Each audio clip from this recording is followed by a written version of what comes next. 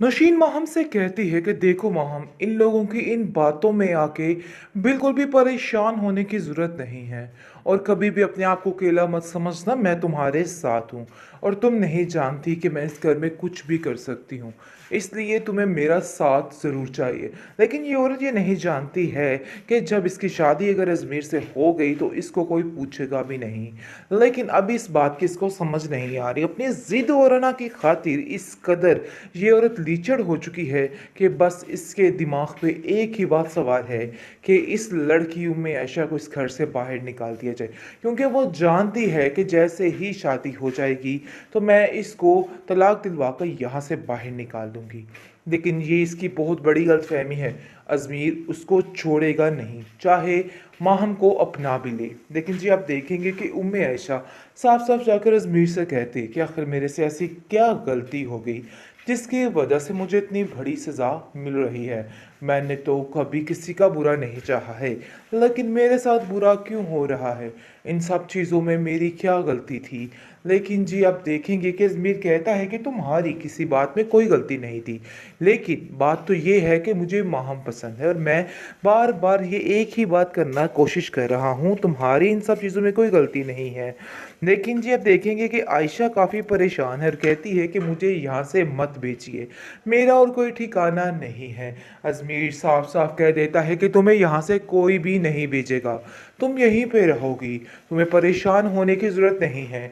इन बातों की वजह से माहम के और अजमीर के इख्तलाफात बढ़ते जाएंगे, क्योंकि जैसे ही ये बात हो जाएगी तो बिल्कुल भी माहम ये बात बर्दाश्त नहीं करेगी और कहेगी कि नहीं, इस लड़की को यहाँ से जाना ही होगा, चाहे जो मर्जी हो जाए। लेकिन अजमीर इस बात की हामी कभी भी नहीं भरेगा, ये इसकी बहुत बड़ी गलतफहमी है।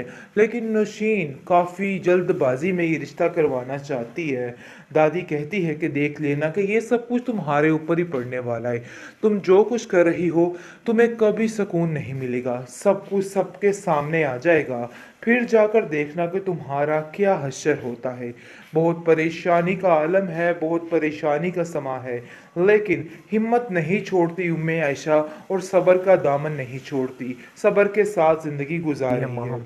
तो ये सोचकर अजमीर काफ़ी हैरान हो जाता है कि आखिर ये सारा माजरा हुआ कैसे। नौशीन कहती है कि ये सिर्फ़ और सिर्फ उम्मे आयशा की नज़र है जो खा गई, जिसकी वजह से ये सब कुछ हो रहा है।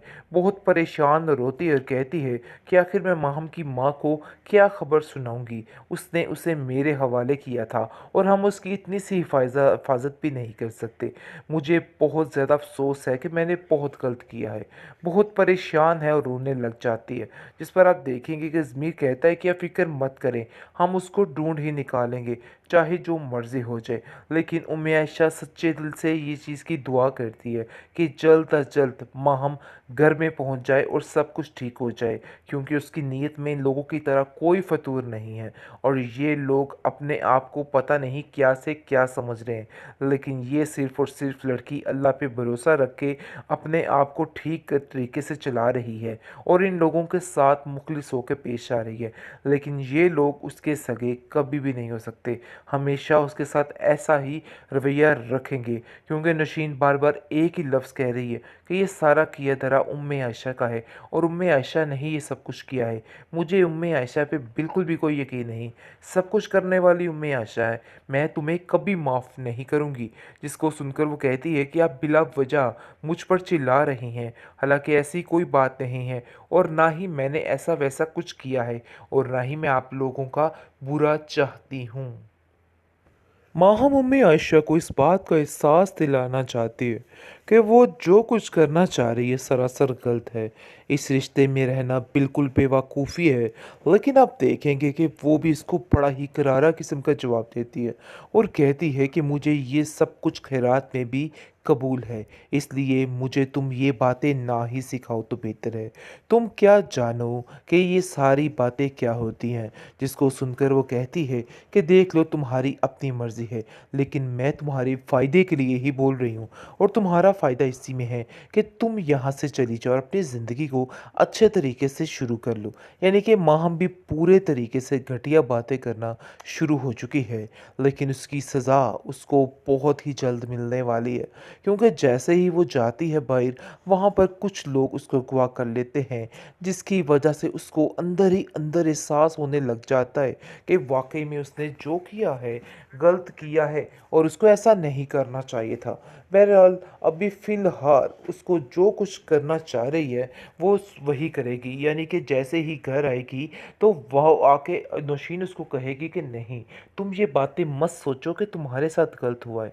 लेकिन बात ये हकीकत है कि जो कुछ भी हो रहा है आयशा का अपना किया धरा है, इसलिए तुम्हें कुछ भी कहने की ज़रूरत नहीं है। इन सब बातों में अज़मीर की मर्ज़ी शामिल है, शायद ये बात तुम नहीं जानती है। लेकिन जैसे ही उसकी तबीयत बिगड़ती हुई देखती है, उम्मे आयशा बड़े अच्छे तरीके से उसकी खिदमत करती है और दिन रात उसकी खिदमत में एक कर देती है। ये सारा माजरा देख के माहम उसकी गर्विदा हो जाती है और कहती है कि आखिर कोई इतना अच्छा कैसे हो सकता है, इतने खलूस और इतनी नीयत के साथ कोई भी प्यार नहीं कर सकता जिस तरीके से उम्मे आयशा सबके साथ करती है।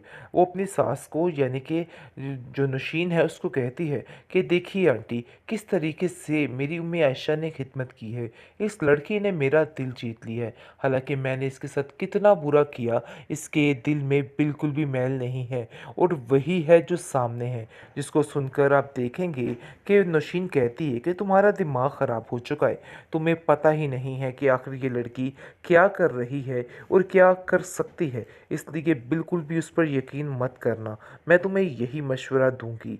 लेकिन जी आप देखेंगे कि जैसे ही वो किडनैप हो जाती है माहम, तो ये सोचकर अज़मीर काफ़ी हैरान हो जाता है कि आखिर ये सारा माजरा हुआ कैसे। नौशीन कहती है कि ये सिर्फ़ और सिर्फ उम्मे आयशा की नज़र है जो खा गई, जिसकी वजह से ये सब कुछ हो रहा है।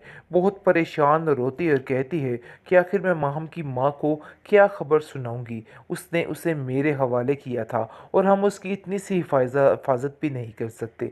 मुझे बहुत ज़्यादा अफसोस है कि मैंने बहुत गलत किया है। बहुत परेशान है और रोने लग जाती है, जिस पर आप देखेंगे कि ज़मीर कहता है कि आप फ़िक्र मत करें, हम उसको ढूंढ ही निकालेंगे, चाहे जो मर्ज़ी हो जाए।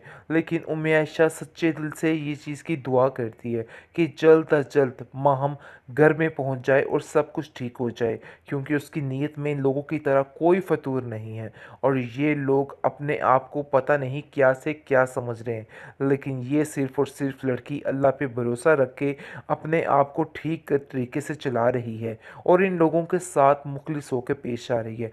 लेकिन ये लोग उसके सगे कभी भी नहीं हो सकते, हमेशा उसके साथ ऐसा ही रवैया रखेंगे, क्योंकि नौशीन बार बार एक ही लफ्ज़ कह रही है कि ये सारा किया धरा उम्मे आयशा का है और उम्मे आयशा ने ही ये सब कुछ किया है।